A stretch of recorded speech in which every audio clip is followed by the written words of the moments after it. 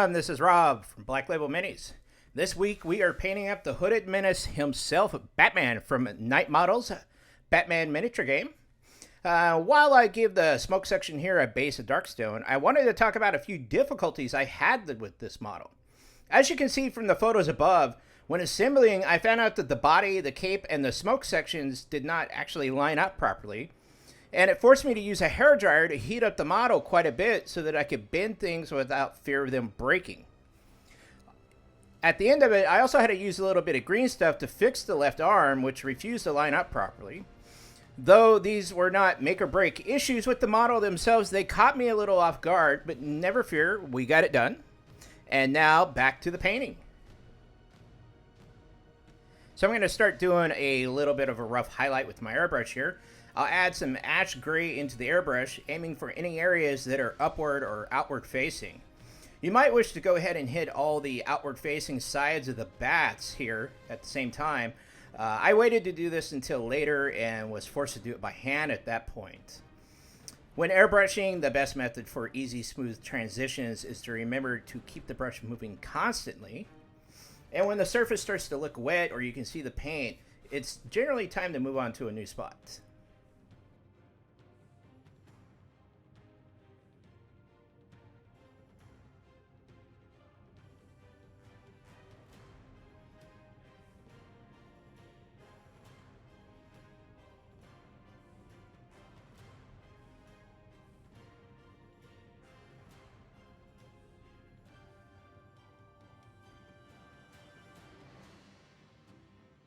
Using straight ash gray in the airbrush, now I'm going to go back over all those same surfaces, doing my best to leave some of the previous colors showing. I have my airbrush pressure really throttled down here so as not to push too much air and have to worry about all this overspray. Overspray is basically when you spray areas you do not want painted, although sometimes it can be used to great effect when you're trying to blend colors together.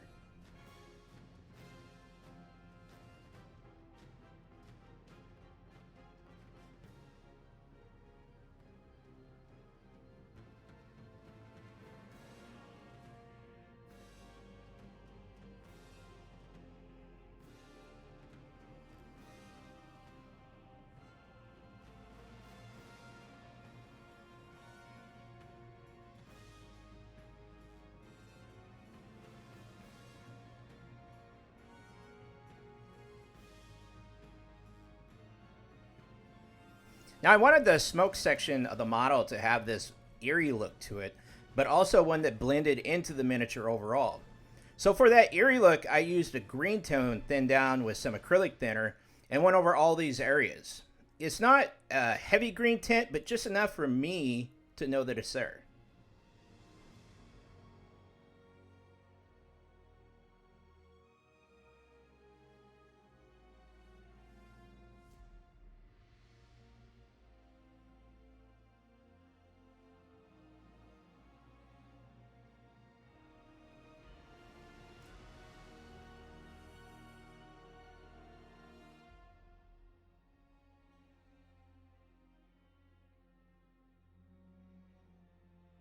And after using the hairdryer to speed up this process, I'll go back over the entire area, this time with the blue tone thinned down also. The blue helps tie the upper section of the model to the base, and the two colors will naturally make some of those highlights just slightly brighter.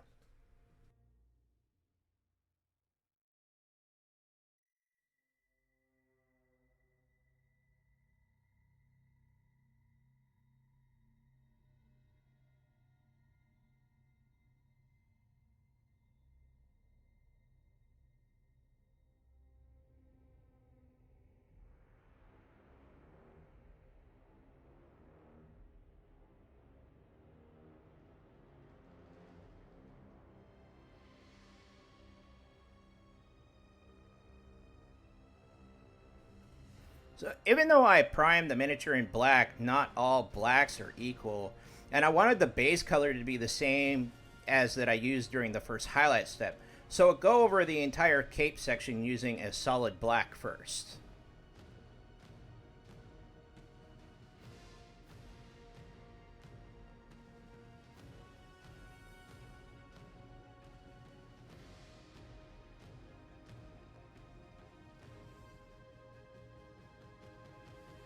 To start working blue into the model, I'll add some deep blue to the black and go over the entire cape 2 or 3 times, making very light passes to gradually build up the color.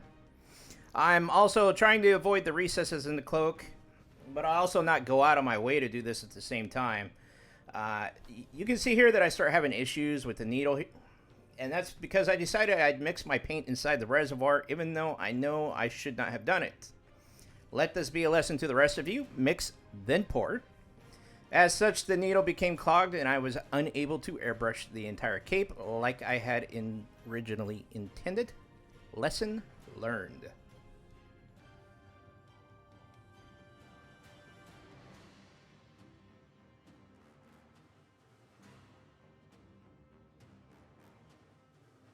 Deep blue is the main color of choice here. You'll notice I'm not being rather exact or precise, but avoiding the recesses so I can get a rougher looking cape.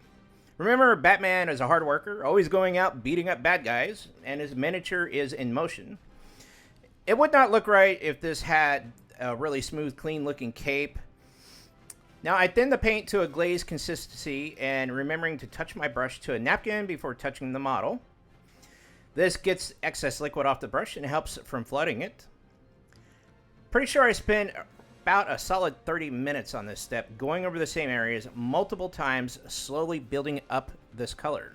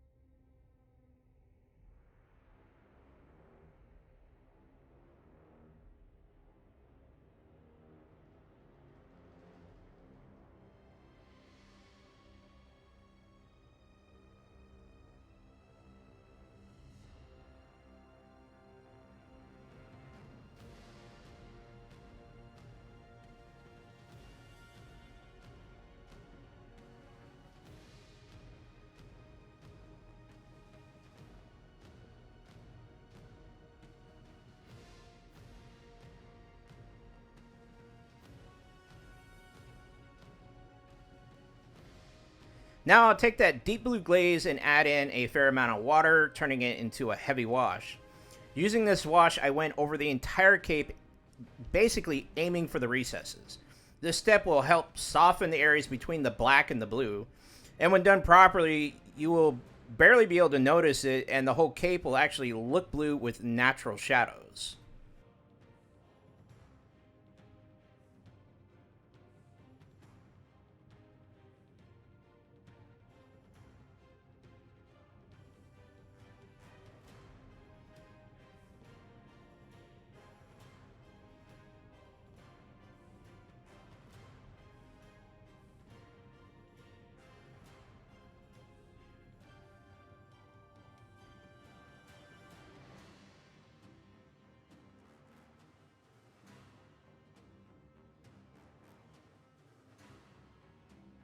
To highlight the cape, I'll take electric blue, and I'll thin it down with my deep blue wash to a glazed consistency. And as before, being rather rough with the application so that we get that lived-in look cape.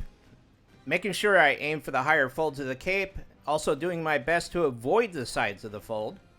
By thinning one blue into the other, we help blend these two colors together and eliminate the crazy transitions from one color to the next. As before, I went over the cape about 3 times, depending on the depth of color I was looking for. Remember that your transitions will look more natural by doing several thin coats as opposed to one thick coat. Also, do not forget about Batman's gloves, boots, and underoos. Moving on to the bats, if you have not already coated them in a gray or white, you really want to do that first. Even though this color is supposed to be dark, you're still trying to cover black. And the last thing we want is to spend a lot of time on them. You want to be a little extra careful here and kind of use kid gloves, as these can break easily with the right amount of pressure applied. After I finished this step, I applied a little heat via the hairdryer and then gave them a wash in Strong Tone.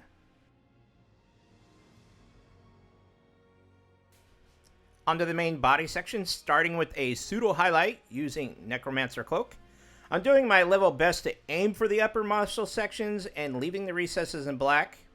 I did not take my time and really wasn't concerned if I made a mistake here, as the paint is thinned, and when it dries, honestly, it won't be overly bright and you won't notice it.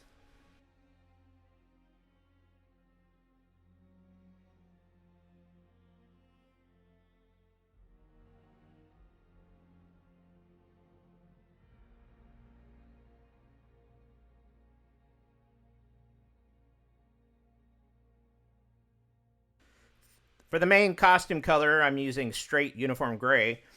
You'll want to switch to a smaller brush and start taking your time here. We're aiming to define all the muscle areas, and you want to go over these areas a couple times, painting less and less until you have a nice gray color formed. Think of this like blending without wet blending.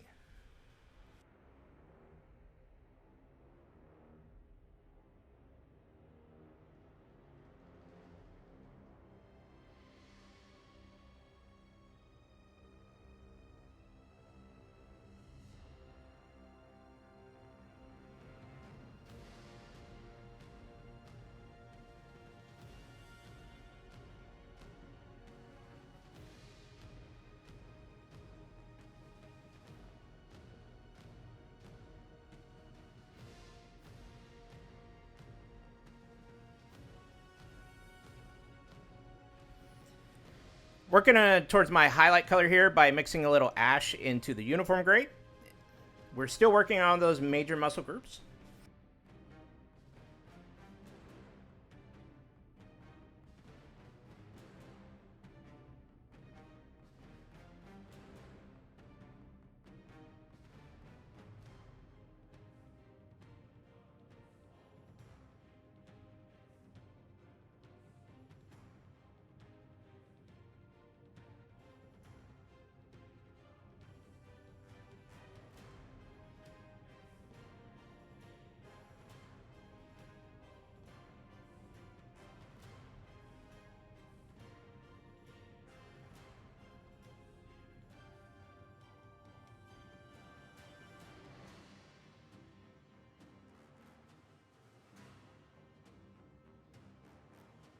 Using straight ash gray for the final highlight to his uniform. There are some pretty small areas here, and they require a small brush with a strong tip and patience for accuracy, so slow down and take your time.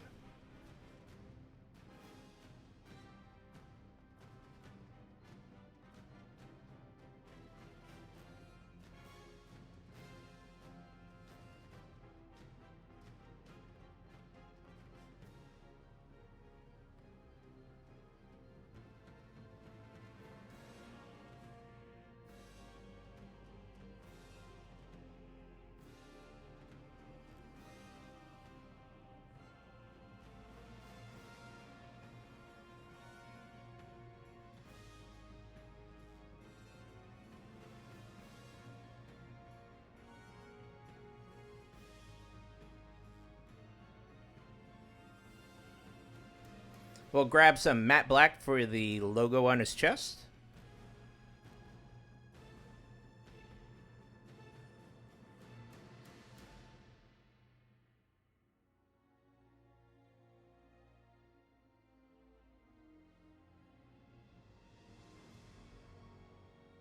I'll take some ash gray that I have sitting around on my wet pellet and give his belt a little bit of base coat to help the next color go on.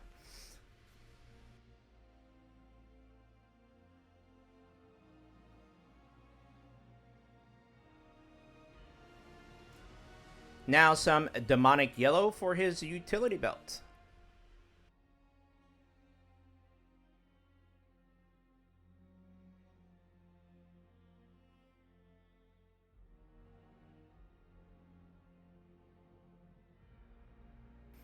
So after giving the wash on the bats ample time to dry, I came back with a light dry brush of Monster Brown. As I stated before, these dudes are super fragile and break it really easy, so take your time. Not pictured as me deciding that I ended up not liking the color afterwards, and I came back with some highlighting of Leather Brown.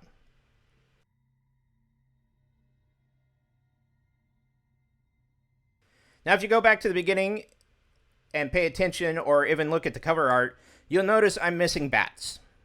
I cannot state enough how fragile resin can be in small pieces, and honestly I was rather disappointed to that extent, but I'm extremely happy overall with the look and the detail of the miniature itself. I was super excited to paint Batman, and I look forward to painting more figures from the DCU.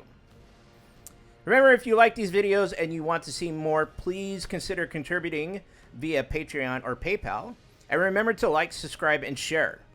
Thank you for watching, and remember, if nothing else, paint something.